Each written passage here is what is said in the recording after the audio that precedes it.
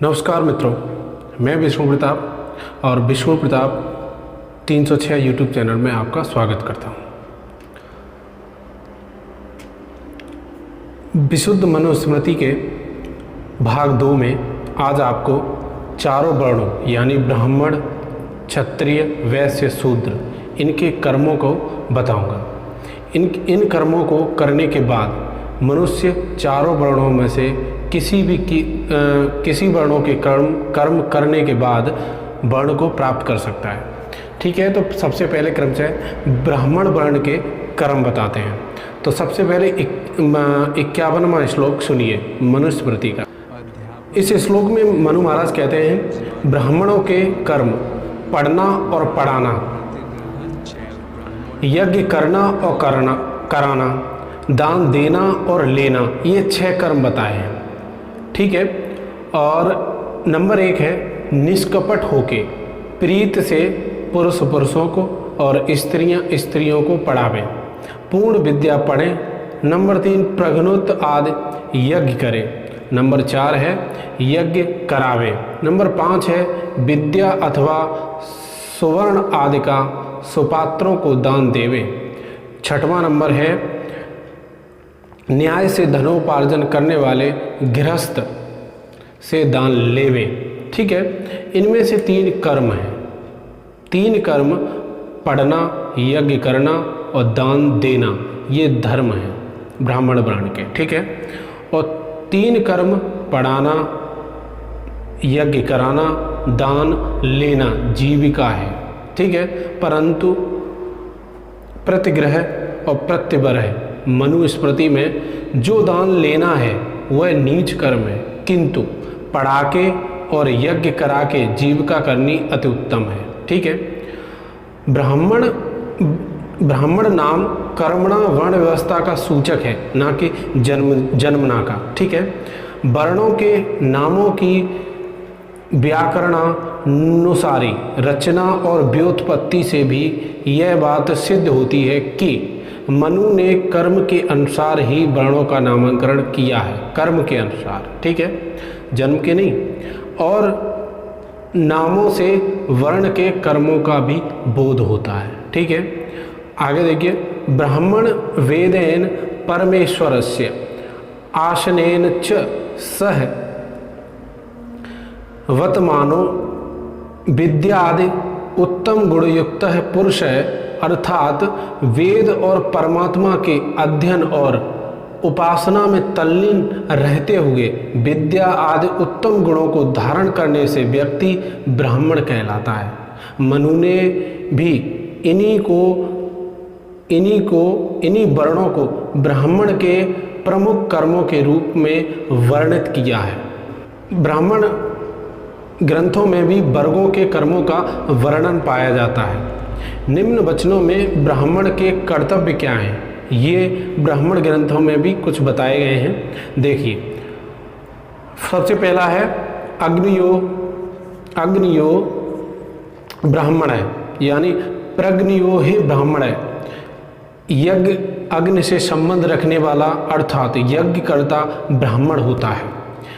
दूसरा, ब्राह्मणो व्रत है, व्रतस्य रूपम यत सत्यम ब्राह्मण श्रेष्ठ व्रतो। सत्यम ब्राह्मण श्रेष्ठ व्रतों कर्मों को धारण करने वाला होता है। सत्य बोलना व्रत का ही एक रूप है। गायत्रो वे ब्राह्मण है, यानी ब्राह्मण गायत्र होता है। गायत्र का क्या काम है? ब्राह्मण गायत्र वेद, यज्ञ और परमात्मा को कहते हैं। जो वेद यज्ञ करता है, वेद पढ़ाता है, जो परमात्मा की प्रशंसा में वेद और वेद गायन करता है, उसे ब्राह्मण कहते हैं। 52वां श्लोक है विशुद्ध मनुस्मृति में। 52 श्लोक सुनिए, क्षत्रिय वर्ण के कर्म बताए हैं। क्षत्रिय के कर्म प्रजानानाम रक्षणम, दान मिज्या अध्ययन मेव च, विषयस्य प्रसत्यश्च क्षत्रस्य समासतः, यानी अर्थात दीर्घ ब्रह्मचर्य से संगोपांग वेदादि शास्त्रों को यथावत पढ़ना ये क्षत्रिय के कर्म है। अग्निहोत्र आदि यज्ञों का करना, सुपात्रों को विद्या, सुवर्ण आदि और प्रजा को अवयदान देना ये क्षत्रियों के कर्म है, क्षत्रिय वर्ण के कर्म है। प्रजा का सब प्रकार से सर्वदा यथावत पालन करना, विषयों में अनासक्त होके सदा जितेंद्रिय रहना, लोभ, व्यभिचार, मदपान आदि नशा आदि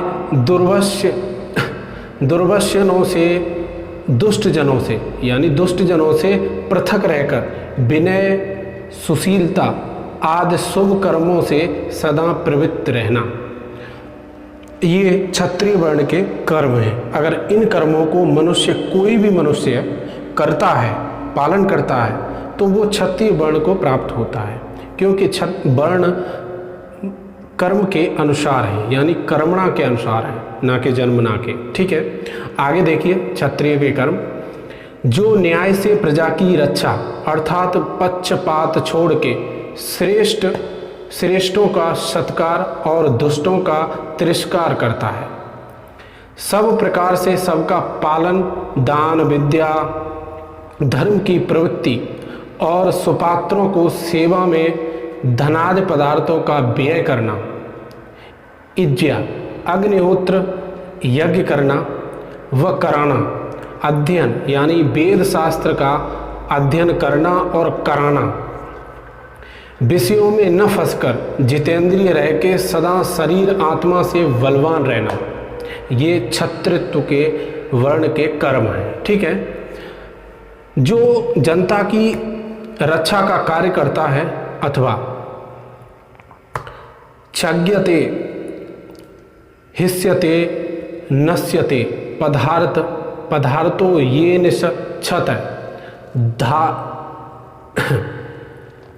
धातादित स्त्रायते रक्षतीते छत्र यानी आक्रमण और चोट, हानि, अपराध से लोगों की रक्षा करने वाला क्षत्रिय को क्षत्रिय कहते हैं। ब्राह्मण ग्रंथों में भी क्षत्रम राज्यनम क्षत्रस्य ब एत द्रुपम यद राज्यनम, क्षत्रिय छत्र का ही रूप है, जो प्रजा का रक्षक होता है उसे क्षत्रिय कहते हैं। तो क्षत्रिय वर्ण के कर्म जो बताए हैं मनु स्मृति में वो सिर्फ कर्म है, यानी वर्ण व्यवस्था कर्म के आधार पर बताई है। इन कर्मों को मनुष्य समान पैदा होते हैं, मनु स्मृति में लिखा है समान पैदा हो गए। तो जो इन कर्मों को करता है वो क्षत्रिय वर्ण को प्राप्त होता है, सीधी सी बात है। मनुस्मृति को गलत समझने वाले लोग पहले मनुस्मृति को पढ़ें, इधर उधर की जो इल्लू पिल्लू और पापा परियों वाली कहानियाँ पढ़ के और मनुस्मृति को जलाने का प्रयास करते हैं, यहाँ तक कहते हैं कि इसे जला दो, ये बेकार है, ये शूद्र के बारे में गलत लिखते हैं, फलाना ढिकाना, हिंदू धर्म को बांट के रख दिया। ऐसा कुछ भी नहीं है, इधर उधर की फालतू वीडियो देख के आप भ्रमित हो जाते हैं। ठीक है, हम भी ये नहीं कह रहे, हमारी वीडियो देख रहे हैं आप, देखने के बाद इन श्लोकों को आप खुद पढ़िए, विशुद्ध मनुस्मृति मंगाइए या PDF डाउनलोड कर लीजिए, आप खुद देखिए, आज आप खुद समझिए। ठीक है, तब इस वीडियो को थोड़ा महत्व दीजिए। ठीक है, देखने के बाद विशुद्ध मनुस्मृति के 53वां श्लोक में वैश्य वर्ण के कर्म बताए हैं। ठीक है, सबसे पहले 53वां श्लोक पढ़िए। पशूनां रक्षणम धनमिज्या ध्येन मेव च वर्ण के पथम कुशीदम च वैश्यस्य कृषिमेव च, अर्थात गाय आदि पशुओं का पालन वर्धन करना, विद्या धर्म की वृद्धि कराने के लिए धनादि व्यय करना, अग्निहोत्र आदि यज्ञ को करना, वेदादि शास्त्रों को पढ़ना, सब प्रकार के व्यापार को करना, ये वैश्य के कर्म हैं। ठीक है, कुशीद एक सैकड़े में 4, 6, 8, 12, 16 व 20 आनों से अधिक ब्याज और मूल से दूना अर्थात 1 रुपया दिया हो तो 100 वर्ष में भी 2 रुपये से अधिक न लेना और न देना। दूसरा है कृषि यानी खेती करना, वैश्य, ये वैश्य के कर्म हैं। ठीक है। सत्याद प्रकाश में भी लिखा है वेदादि शास्त्रों का पढ़ना, अग्निहोत्र आदि यज्ञ करना, दानम अन्नादि का दान देना, ये 3 धर्म के लक्षण हैं। और पशुनानम रक्षणम यानी गाय आदि पशुओं का पालन करना, उनसे दुग्धादि को बेचना, नाना देश की भाषा, हिसाब, भूगर्भ विद्या, भूमि, बीज आदि के गुण जानना, सब पदार्थों के भाव समझना, ब्याज का लेना, कृषिमेव च खेती की विद्या का जानना, अन्न आदि की रक्षा, खाद्य और भूमि की परीक्षा, जोतना बोना आदि व्यापार का जानना, ये 4 कर्म वैश्य की जीविका हैं। वैश्य नाम कर्मणा व्यवस्था का सूचक है, यानी ये जन्म के आधार पर नहीं है, कर्म के आधार पर। इन कर्मों को करोगे तो आप वैश्य वर्ण को प्राप्त कर लोगे। ठीक है। आगे देखिए, यो यत्र तत्र व्यवहार विधासु व्यवसते स वैश्यस्य व्यवहारिक विद्या कुशलस्य जनोवा, जो विविध व्यवहारिक व्यापारों में प्रविष्ट रहता है या विविध व्यवहारिक विद्याओं में कुशल जन वैश्य होता है। ठीक है। ये वैश्य के कर्म थे। अब आगे आपको शूद्र के कर्म बताएंगे, जिसके बारे में बहुत गलत अवधारणा फैली हुई है। वो आपको हम विशुद्ध मनुस्मृति के 54वें श्लोक में बिल्कुल स्पष्ट कर देंगे कि मनु महाराज शूद्र से ना तो घृणा करते हैं और ना ही जन्म के आधार पर ये वर्ण बनाए गए हैं। बिल्कुल ये कर्म के अनुसार वर्ण बनाए गए हैं। जो व्यक्ति शूद्र के कर्म करता है वो शूद्र वर्ण को प्राप्त करता है, ऐसे ही आदि आदि वर्ण को प्राप्त करता है। विशुद्ध मनुस्मृति के अब आप 54वें श्लोक को पढ़ेंगे तो आपको शूद्र वर्ण के कर्म बताए जाएंगे। तो चलिए श्लोक को पढ़ते हैं। 52वें श्लोक, 54वें श्लोक को। एकमेव तु शूद्रस्य प्रभु कर्म समादिशत एते सामेव वर्णानां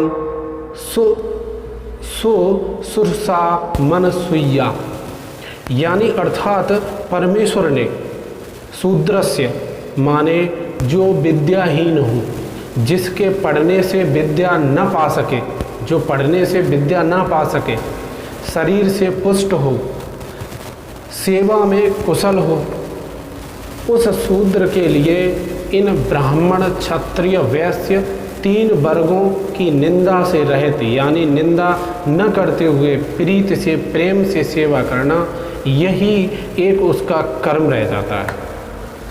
यानी इसमें घृणा करने वाली बात नहीं है। संसार में 4 ही वर्ण हैं और चारों वर्ण श्रेष्ठ हैं कर्म करने के अनुसार। ठीक है। तो 3 ही वर्ण बचे, जिसे विद्या का ज्ञान नहीं है, जो जन्म लेने के बाद उसका दूसरा जन्म वेद अध्ययन से जो दूसरा जन्म होता है विद्या से, वो उसने कर नहीं पाया, तो उसके पास शेष कुछ बचा नहीं। इसीलिए उन वर्णों इन मानवों की सेवा या आज के भाषा में कहें तो नौकरी चाकरी करना रह गया है बस। तो इसीलिए उनकी सेवा करने का कर्म बताया है। मगर आपके जो भ्रम फैला गया उसके बारे में और बताएंगे। स्थित मापन्यो वा सेवायाम साधुर अविद्या विगुण सहितो मनुष्यो वा, यानी शूद्र वह व्यक्ति है जो अपने अज्ञान के कारण किसी प्रकार की उन्नत स्थिति को नहीं प्राप्त कर पाया, और जिससे अपनी निम्न स्थिति होने की तथा उसे उन्नत करने की सदैव चिंता बनी रहती है, अथवा स्वामी के द्वारा जिसके भरण पोषण की चिंता की जाती हो, ऐसे सेवक मनुष्य ब्राह्मण ग्रंथों में भी यही भाव मिलता है। असतो वा एव संभूतो यत शूद्र असतः अविद्यात है, यानी अज्ञान और अविद्या से जिसकी निम्न जीवन स्थिति रह गई हो, जो केवल सेवा आदि कार्य ही कर सकता है, ऐसा मनुष्य शूद्र होता है। नंबर 2, शूद्र के कर्तव्यों के प्रसंग में शूद्र के प्रति मनु की धारणा क्या है, इस बात पर भी प्रकाश पड़ जाता है कि मनु ने वहाँ शूद्र के लिए शुचि शब्द का प्रयोग किया है। शुचि माने पवित्र, यानी शरीर एवं मन से पवित्र हो। उत्कृष्ट शुश्रूषा, यानी मानो उत्तम सेवा करने वाला हो, जैसे विश्लेषणों का प्रयोग किया है मंत्रों में। इससे स्पष्ट होता है कि मनु शूद्र के प्रति हीन भावना कतई नहीं रखते हैं। जिसकी सेवा करने वाला व्यक्ति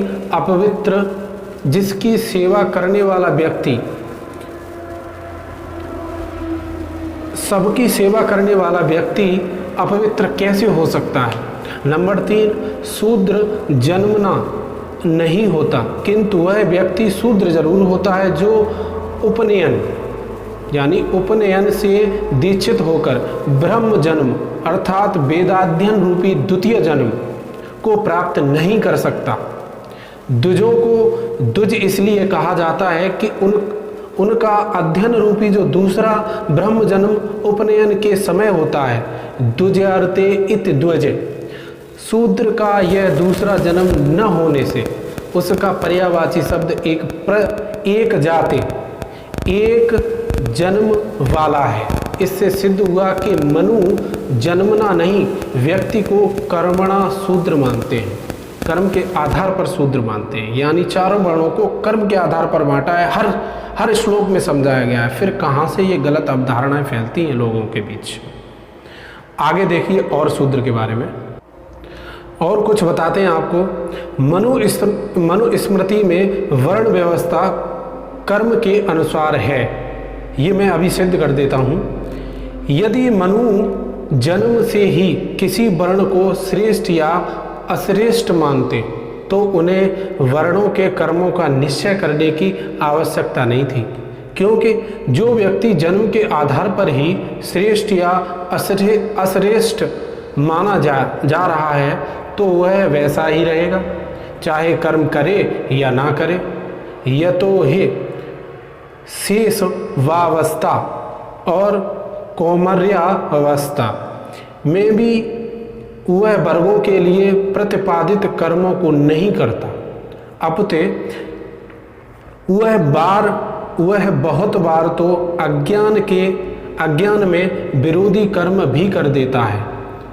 अब उस अवस्था में उसे जन्मतः ब्राह्मण या शूद्र की प्रत्यक्ष मूर्ति माना जा रहा हो, यानी जन्म से वो ब्राह्मण हो और उसने कर्म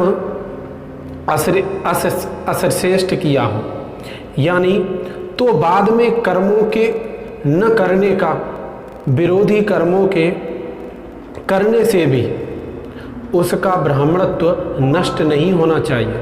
लेकिन मनु स्मृति में सभी विधि निषेध वचनों, व्यवस्थाओं और वर्णों के लिए कर्मों के निश्चय से यह स्पष्ट होता है कि मनु धर्म और अधर्म, कर्म और व्यवस्थाओं को सही से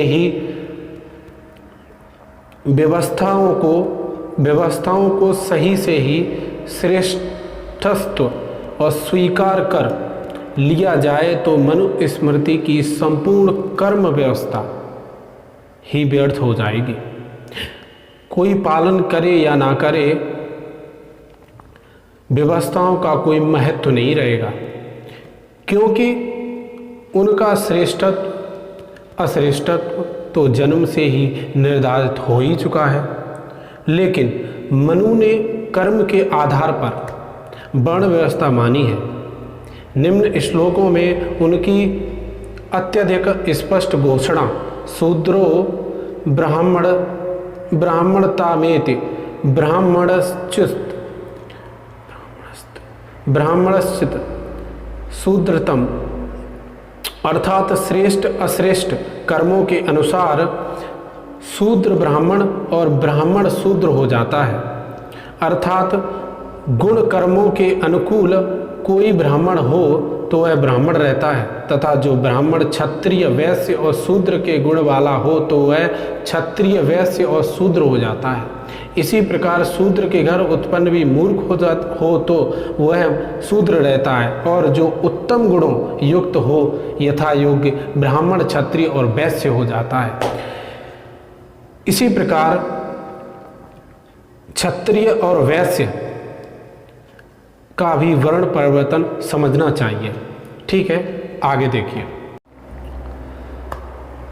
अपने धर्म कर्मों का पालन न करने पर कोई भी व्यक्ति शूद्र बन जाता है, ऐसा मनु का मत है। यथावत वेद न पढ़ने पर द्विज शूद्रता को प्राप्त करता है।